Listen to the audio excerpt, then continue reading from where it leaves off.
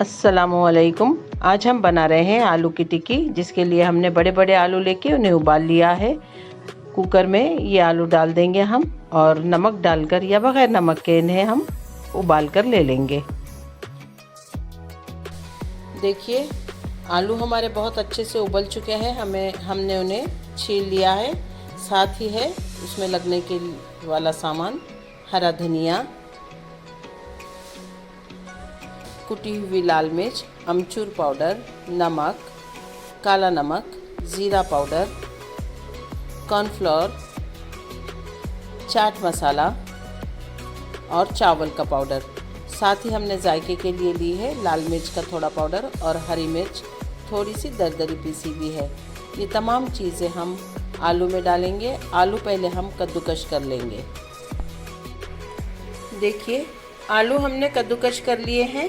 अब इसमें हम तमाम मसाले मिलाने वाले हैं। आलू की टिक्की हमारी तैयार हो चुकी है। अब हम इसे डीप फ्राई करेंगे।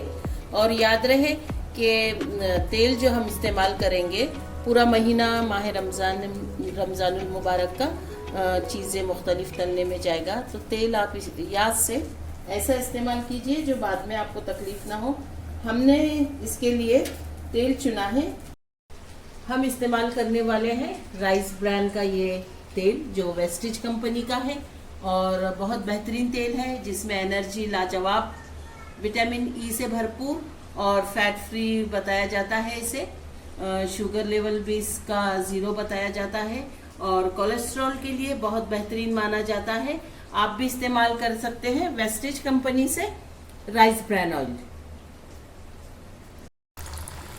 हमारी आलू की टिक्की डीप फ्राई हो रही है।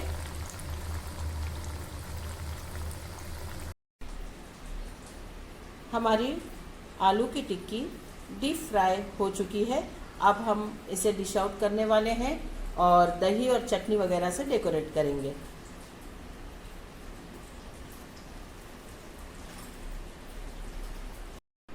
देखिए, आलू की टिक्की डिश आउट कर चुके हैं हम।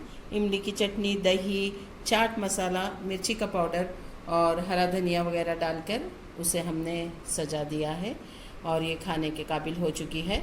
अल्लाह ताला आपके दस्तरखान पर बहुत सारी बरकतें और नेमतें अता फरमाए। दुआओं में याद रखिए।